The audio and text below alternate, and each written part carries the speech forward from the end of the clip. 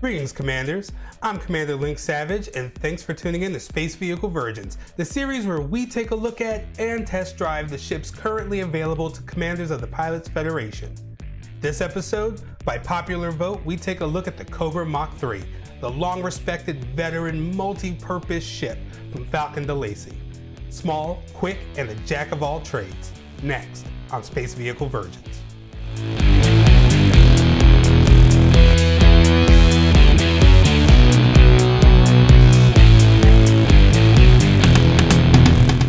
Cobra MKIII, talk about time tested.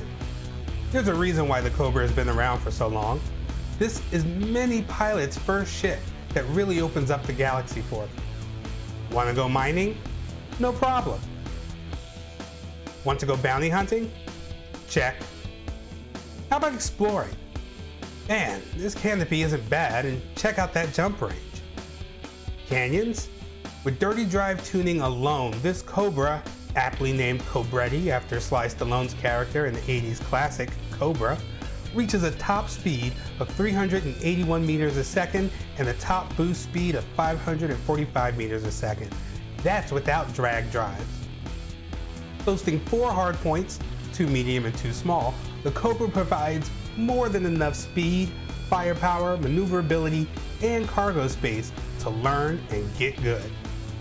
In fact, many pilots don't move on beyond the Cobra MKIII, and for good reason. All this comes at a price that makes it worth triple its cost within the first few moments of flying it. At a cost of roughly 349,000 credits, this ship is easy to afford with that low rebuy. If all you engineers the FSD and pop in the booster, you could easily hit 39 plus light years in jump range. This is also a small ship, so it can be docked at any and all stations, especially perfect when landing at Guardian sites. The thrusters are perfect for this size of ship.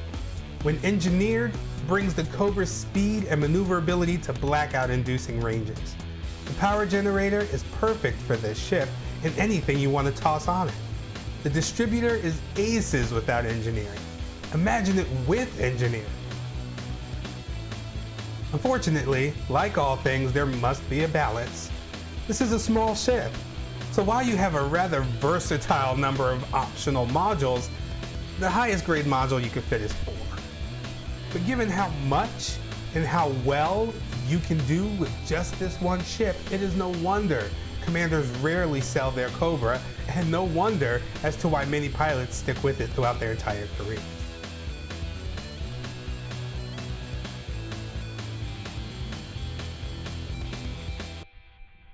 The interior of the Cobra is small, but not tight. The helm sits to the left and the gunner sits to the right.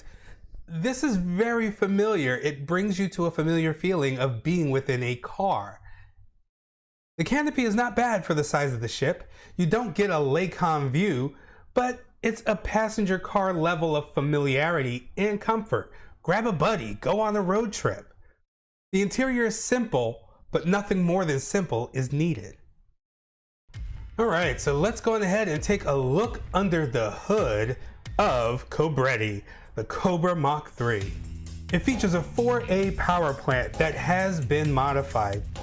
The 4A power plant, believe it or not, is pretty good for what it is when it is unengineered. I have more than enough power to put into almost everything. It features overcharged power. It's only 1 tick into overcharged power, and it's been monstered. 4A thrusters. These thrusters, A-rated, are absolutely fantastic. I have the same modification that I do to all of my thrusters on small and medium ships, and I do it on all of these because it is the way, it makes almost every single ship that I fly the way I like them to. It gives them enough drift that makes each ship feel familiar to me, so jumping from ship to ship, I know that they're going to not handle the same, but handle similarly. So that way, if I take a ship out that I haven't flown in a while, I'm not too freaked out about, whether I'm gonna hit something. It's gonna handle the way I am used to having a type of ship handle. And of course, this does come with a 4A frameshift drive.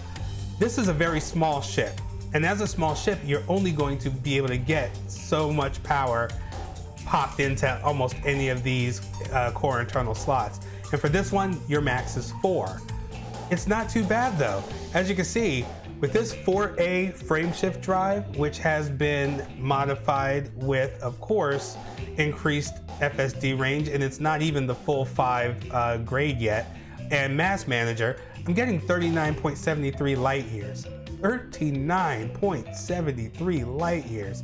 Easily go exploring in this ship without any problems. Being that this is just going through an A rating everything, it does have a A-rated life support, which gives me at least 25 minutes of life support. And if you've ever had your canopy blown out, you know it can sometimes take you some time to be able to get back to a station successfully. So 25 minutes is just icing on the cake. 3A power distributor with no engineering on it. This power distributor has given this ship more than enough power to be able to almost boost constantly. You can't boost constantly like you can in the Phantom, but you do get a lot of it out. And with this high boost speed of 545 meters a second, you only need 2 or 3 boosts to get away or get out of a bad situation. And of course, long range sensors that have just been lightweighted, not a problem. And a 16-ton capacity fuel tank. That's actually not bad. It's actually not bad at all.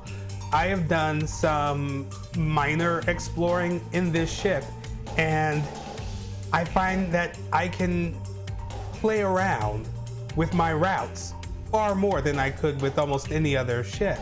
Under the hard points, well, we got 2 different multi-cannons. The multi-cannons have been engineered, but believe it or not, the fighting that was done in this has been done unengineered. So I don't really know how these feel on this ship yet. One of them is turreted. One of them is turreted because, as you could tell from the interior of this ship, it's a 2-seater that feels like you're driving a car. So sometimes I actually do have a friend in my passenger seat. And if we're gonna go out and do something, I like for my friends to have something to do. And for them to be able to gun for this ship, why not?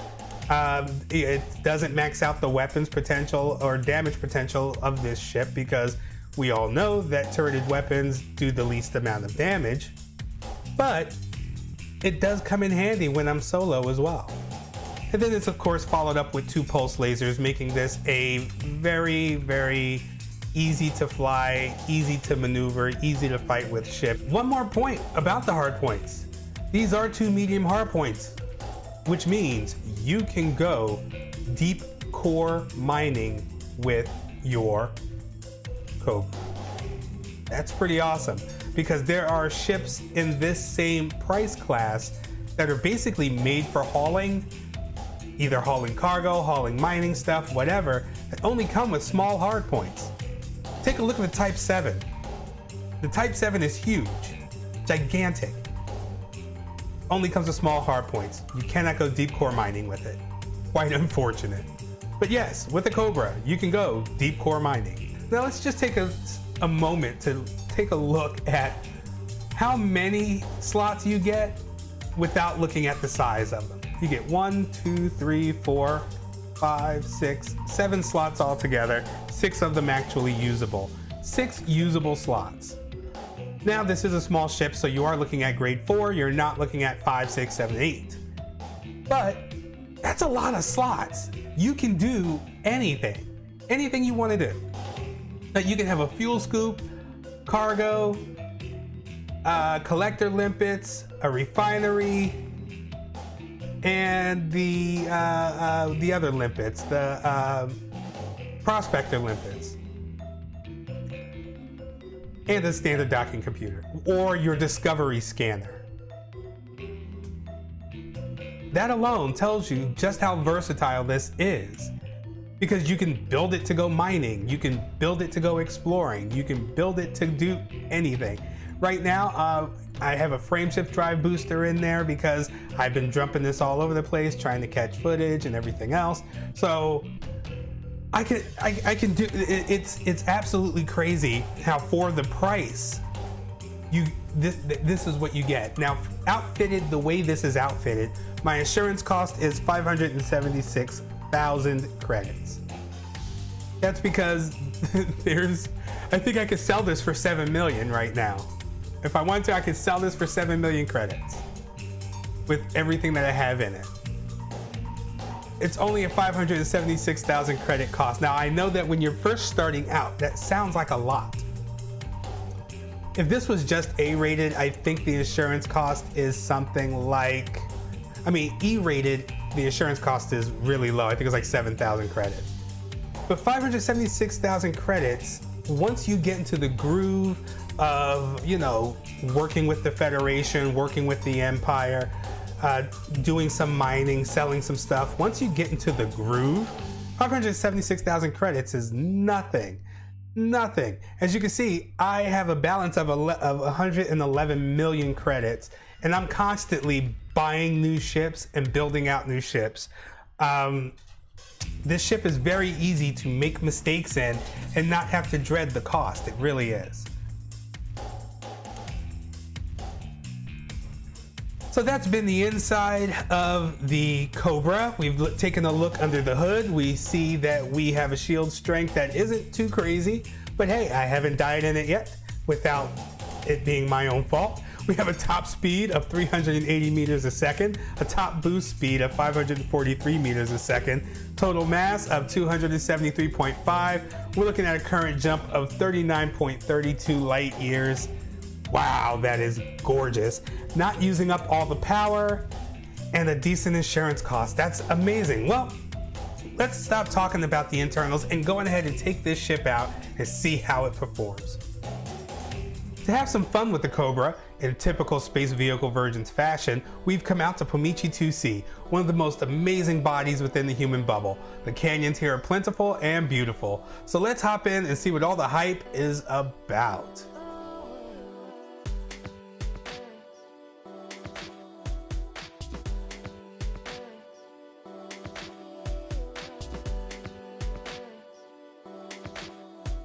Okay, so we find ourselves down here in the canyons, and let's just take a look around this beautiful, beautiful, yet simple interior.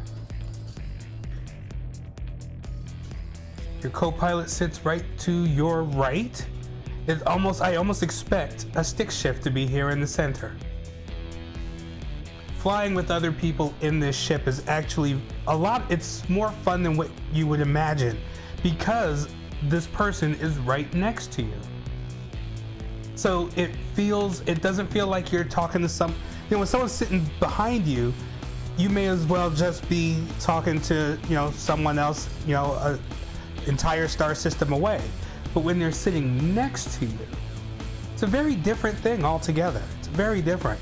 It turns it into a social thing, a buddy thing. It's an interesting experience. I would hope that everyone would start to take advantage of multi-crew, because not enough people use multi-crew. And so far, every time I've used it with my friends, I've had a lot of fun with it. I've enjoyed it.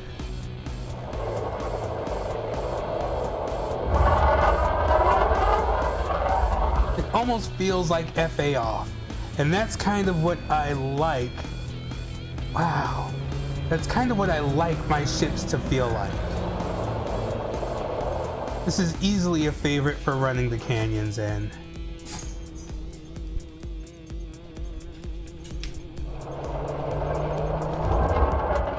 So as you can probably tell from my hull percentage, I've scraped a couple rocks. But that's because it's so much fun to fly this thing, and you want to do all kinds of tricks. Now, if you remember when I was test driving the Vulture is a very different ship. The Vulture is very accommodating. The Vulture wants you to take risks. The Vulture helps you out every chance it can. The Cobra, it wants you to take risks, but it's not gonna help you. You screw up, it's gonna let you know that you've screwed up.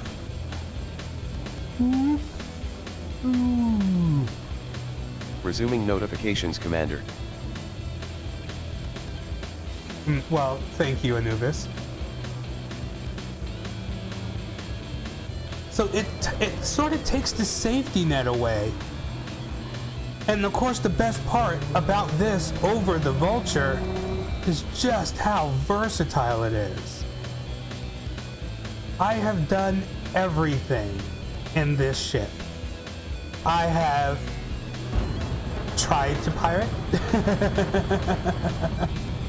I have done mining. Oh, that was close.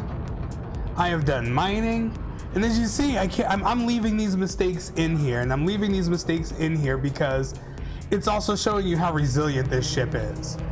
I've done mining in it. I've done exploring in it. It's quite amazing that for the price, you get such a cool ship. And given the age, I mean, this is no spring chicken. And it has earned its place. Everyone knows it is a reliable, functional, multi-role ship.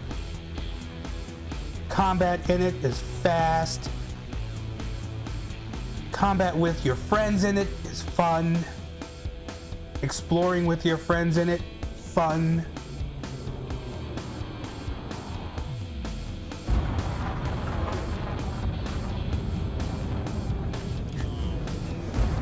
Oh no! I was hoping I'd pull out of that. Hoping to pull out of that. But this is the fun of it. I mean, this ship even has the nerve to be resilient.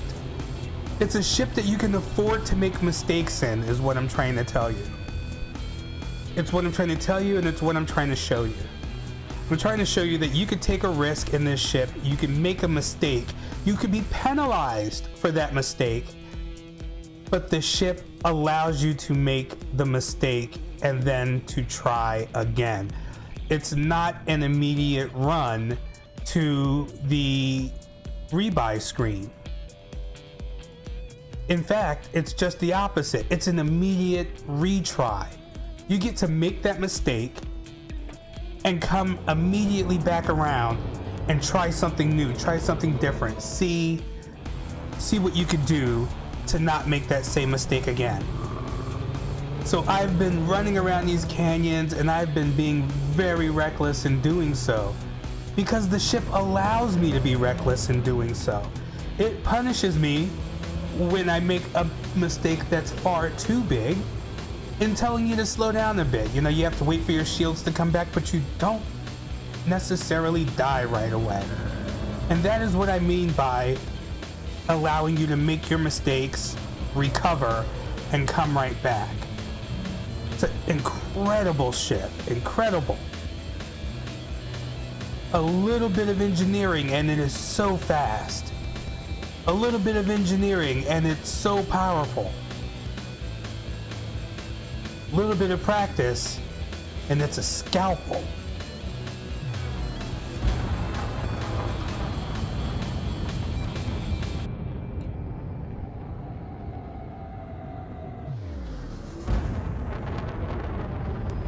You see?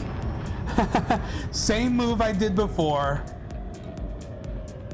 and didn't hit it. So overall, I'd say this is a great little ship.